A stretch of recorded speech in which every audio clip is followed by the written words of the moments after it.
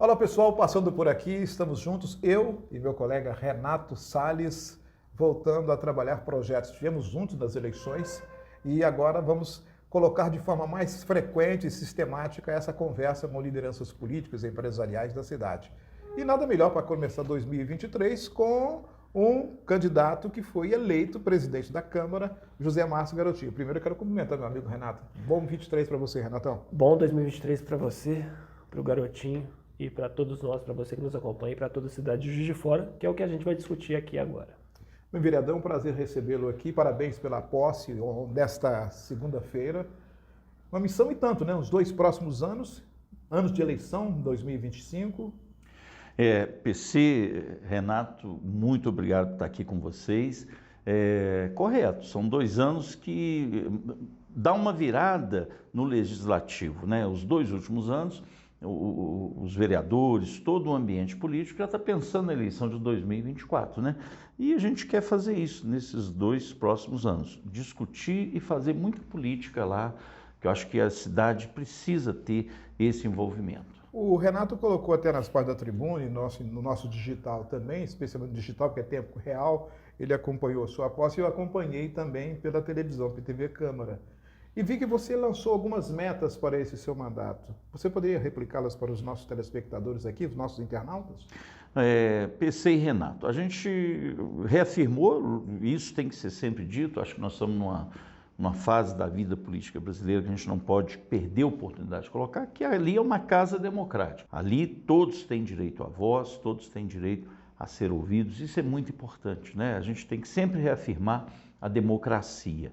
O segundo ponto que nós colocamos é a questão do fórum. Isso é importante deixar bem claro. Em 2015, eu, como vice-presidente do então presidente da Câmara, Rodrigo Matos, procurei o Dr. Paulo Tristão, que estava num processo de início de aprovação do projeto de construção do novo fórum. Mas a área que o TJ tinha disponível, que a prefeitura tinha doado ao TJMG, era pouco, era insuficiente para o projeto que eles queriam trazer. Eles tinham, acho que, em torno de 3 mil metros quadrados.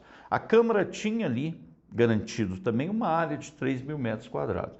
E a minha proposta, eu levei isso ao Rodrigo Matos e ele topou de início, era que a gente não investisse na construção de uma sede para a Câmara.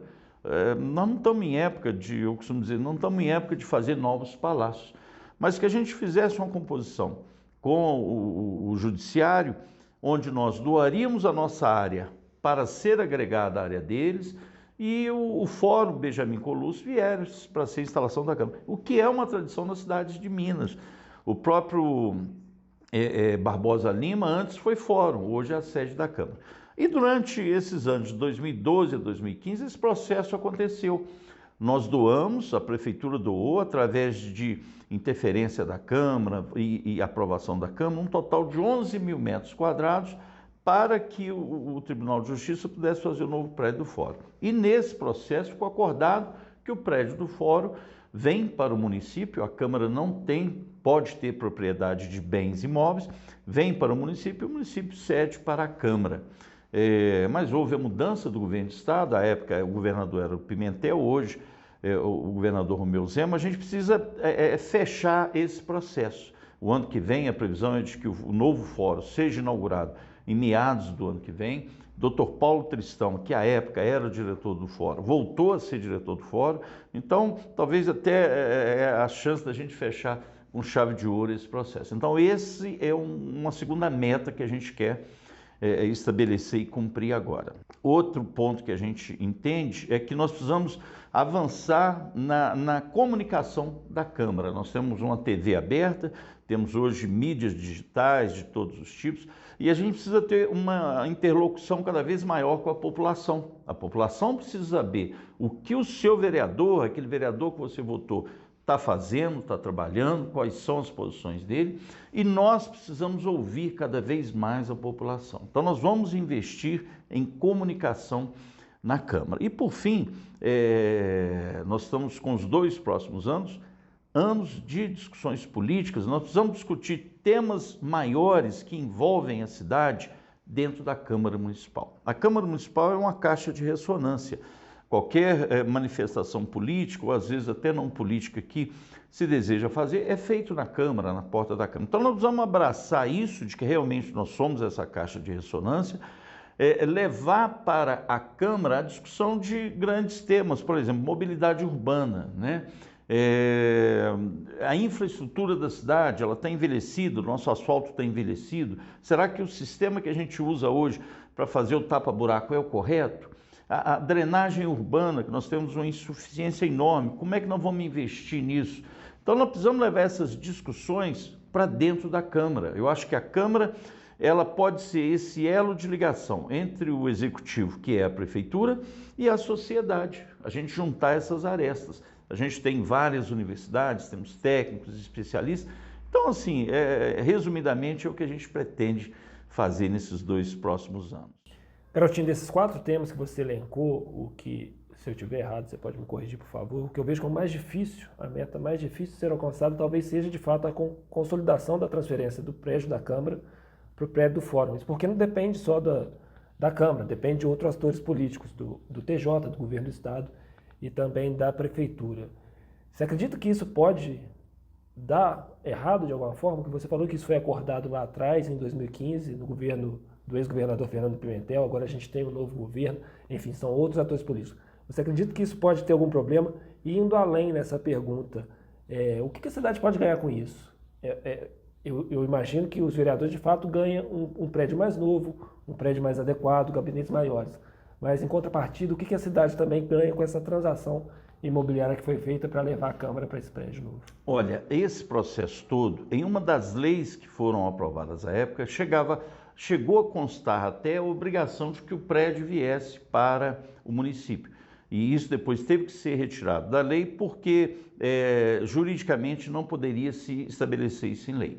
Mas em 2016 foi assinado um termo de compromisso entre o TJ e o presidente do Tribunal de Justiça à época e a Prefeitura Municipal, que quando da entrega desse prédio para o Estado, ele fosse direcionado para a Prefeitura. Toda essa permuta foi condicionada sob essa prerrogativa de que o prédio viria para o município. Nós temos deputados estaduais eleitos que sabem dessa pauta. O próprio governador Romeu Zema, quando esteve em Juiz de Fora, foi levado a ele essa pauta. Ele entendeu que a Câmara hoje precisa desse espaço e trabalharia para que isso acontecesse. O que a cidade ganha? Quando nós deixamos de construir uma sede nova para o Legislativo, só ali nós economizamos em torno de 20 milhões à época na construção desse novo prédio. A Câmara Municipal hoje, ela está instalada em um prédio histórico à frente e precisa sempre ter uma reforma. A gente agora precisa fazer uma reforma na instalação elétrica. Temos um anexo atrás ali, que é o administrativo, e alugamos 3 andares no prédio do INSS. Então a gente passa a fazer essa economia também desse aluguel. Os prédios não são da Câmara, ela não tem essa propriedade, e a gente efetuando essa transferência para o Benjamin Colucci, o município ganha o prédio da Câmara hoje, que pode se tornar, por exemplo, um museu itinerante de coleções de peças do Museu Mariano Procópio, por exemplo, que pode ser feito ali. Ou seja, eu acho que o ganho é enorme, até se levar em conta que a partir de 2025 nós vamos ter 23 vereadores, né? Houve esse acréscimo de número de vereadores, então a gente necessita desse espaço. A atual infra do prédio Benjamin Colucci não comporta todos esses serviços? Não comporta. Hoje a gente não tem ali espaço para todos esses serviços.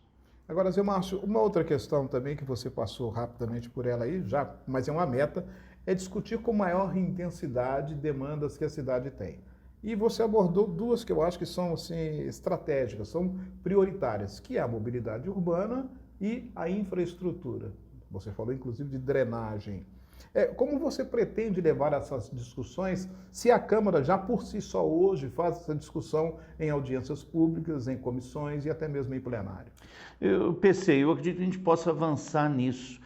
A gente precisa debater mais estes temas, mas não debater só quando um projeto de lei chegar lá ou quando é demandado uma audiência pública. Eu acho que a gente tem que começar a olhar mais à frente, antever algumas questões e ampliar esse debate, principalmente com técnicos. Existem questões que são técnicas que a gente pode usar técnicos das universidades, por exemplo, para levantar essa discussão. Drenagem urbana. A gente aprovou uma lei que permite o recolhimento de uma taxa para criar um fundo e se investir em drenagem urbana. Quais locais serão investidos os projetos a serem contratados? Onde faremos obras? Por que aqueles locais? Né? A gente tem que buscar soluções. Eu acho que se a gente ampliar esse debate, a gente dá condições até aos próprios vereadores de poderem discutir esse assunto com a propriedade devida e a cidade ter conhecimento de problemas que, ao meu ver, são graves, problemas em todos os aspectos e que nós precisamos discutir mais. Hoje o que ocorre é que a gente cobra do Executivo a solução para esses grandes problemas. Mas se a gente pode, antes de cobrar, até levar propostas e soluções, às vezes a gente vê o próprio Executivo buscando alternativas para solucionar alguns problemas e não consegue. Você vê, a gente tem estatisticamente, através de pesquisas, a constatação de que o Juiz de Fora não é um ambiente agradável, não é um ambiente atrativo para investidores, né? As cidades Uberlândia e outras cidades minas estão muito acima de Juiz de Fora. O que torna esse ambiente menos agradável? É principalmente o licenciamento do município. Nós temos aqui mão de obra qualificada, temos uma posição geográfica ótima, mas o licenciamento do município, da prefeitura, ele é falho, ele é demorado. Nós precisamos melhorar isso. Nós estamos há anos lá fazendo lei para simplificar essas questões e não conseguimos. Então eu acredito que a gente levando essa discussão para casa, a gente consiga avançar nisso. Agora, Garotinho, como é que trazer a sociedade para essa discussão? Porque a gente vive um momento em que a maioria das pessoas tem um distanciamento muito grande dos poderes políticos. Distanciamento é uma palavra até suave, porque de certa forma tem certa repulsa e ojeriza essa discussão.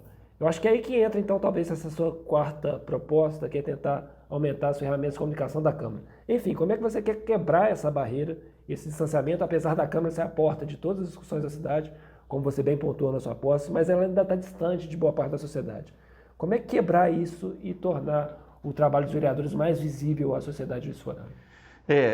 Esse é o nosso desafio. Hoje a sociedade, e eu faço parte, você, o Renato, uma grande parte entende que se eu pegar o meu celular, remitir uma opinião ali, eu já fiz a minha participação, né, efetiva. Nós somos de uma época, pelo menos eu e o PC, em que uma liderança comunitária de bairro, aquela participação, ela era efetiva. Hoje acabou, isso foi substituído pelo celular. E o ambiente político também, ele está um pouco tóxico, né? Eu estou dizendo um pouco, mas é porque eu sou generoso. Mas existem sim entidades, grupos, parcelas da população que quer discussão em um alto nível, sem essa toxicidade de lado A ou B, esquerda, direita, azul. Não, nós queremos ter uma discussão. Eu acredito que se nós levarmos a proposta de um debate qualificado, a gente consegue sim tornar atrativo esse tipo de discussão. Não é uma tarefa simples, né? É um desafio, mas eu acho que com os instrumentos que a gente tem de comunicação, que hoje a gente tem em mídias e tudo, se nós qualificarmos o debate, eu acho que todos ganham, a cidade, a sociedade e nós da classe política também. Agora, quando você fala em qualificar o debate, a impressão que eu fico agora é que você também quer mudar um pouco o perfil do vereador. Porque antigamente o vereador é aquele que ia lá, fiscalizava, fazia um requerimento, uma representação, mandava para o executivo e elaborava pequenos projetos. Hoje, a leitura que eu estou fazendo é que o vereador deve ter um papel mais assertivo, não só nas discussões das demandas da cidade, mas também no relacionamento das casas, especialmente com a prefeitura. Qual que é a idealização que você tem do vereador do século XXI, Garotinho? Eu acho que não. Nós não podemos perder e não vamos perder essa essência do vereador, que é aquele vereador que anda na rua do seu bairro, que tem essa pequena demanda de um buraco na rua, de uma troca de lâmpada, Isso nós não podemos perder. Isso é fundamental. Esse debate ele vai continuar existindo. Nós temos 19 vereadores hoje na Câmara que são representativos da sociedade de Juiz de Fora. Você tem médico, tem professor, tem engenheiro, você tem todo tipo de representação ali. E eles, ao longo dos anos, eles conseguiram, a gente lá adquire o calo, o trato e o conhecimento para discutir vários assuntos, né? Então, eles estão prontos a discutirem esses assuntos. Quando eu falo em qualificar, é principalmente a gente não deixar isso, jogar essa responsabilidade para o Executivo. A gente tem condições dentro da Câmara de ter esse debate com uma qualificação, um conhecimento técnico que a gente possa ofertar para a cidade, para o Executivo, soluções que talvez o Executivo sozinho não consiga, né? Mas não podemos perder essa essência do vereador, não. Eu acredito que ele vai continuar existindo. Eu estou dizendo que é perder a essência, ampliar esse trabalho do vereador. As redes sociais hoje, elas substituem muito aquela participação popular, né? A gente precisa aproximar a sociedade, a população do vereador. Ampliando esses canais de comunicação, eu acredito que a gente possa falar melhor ao cidadão e também ouvi-lo. Ao longo dos anos, nós estamos mudando a forma de comunicação com o cidadão, mas isso aí é a essência do nosso trabalho. É porque eu vejo que alguns vereadores usam muito bem as redes sociais. Eles trabalham muito bem. É porque esse mundo digital hoje está nos induzindo a fazer mudanças no comportamento. Nós, jornalistas, mudamos. Hoje, o fato acontece, não necessariamente somos os primeiros a saber. É muito comum a gente ser pautado pela rua, aconteceu isso, antes da gente começar a pensar em publicar a matéria, já está nas redes sociais. Eu costumo brincar, não é brincar, mas é se mostrar com uma realidade, às vezes trágica, de um determinado acontecimento que a gente registra, o cidadão vai lá primeiro, fotografa ou filma, coloca na rede social, depois que ele vai pensar até mesmo em atender aquela pessoa que foi vítima. Você tem esse trabalho político, sim. Você tem políticos que usam muito as redes sociais e de forma rápida, acelerada, moderna, eu vejo com muita eficiência o trabalho. E a gente tem políticos que ainda fazem aquela velha política de andar no bairro, buscar demandas silenciosamente, atender, ir para uma reunião, e que são políticos, assim como os outros, mas são políticos 24 horas, né? Eu lembro que eu costumo citar esse exemplo, eu estava no velório da minha mãe lá, chegou um rapaz, me abraçou, cumprimentou e tal. Eu falei, olha, eu sei que não é o momento não, mas sabe aquele ônibus lá do meu bairro? Isso a gente não vai deixar de fazer.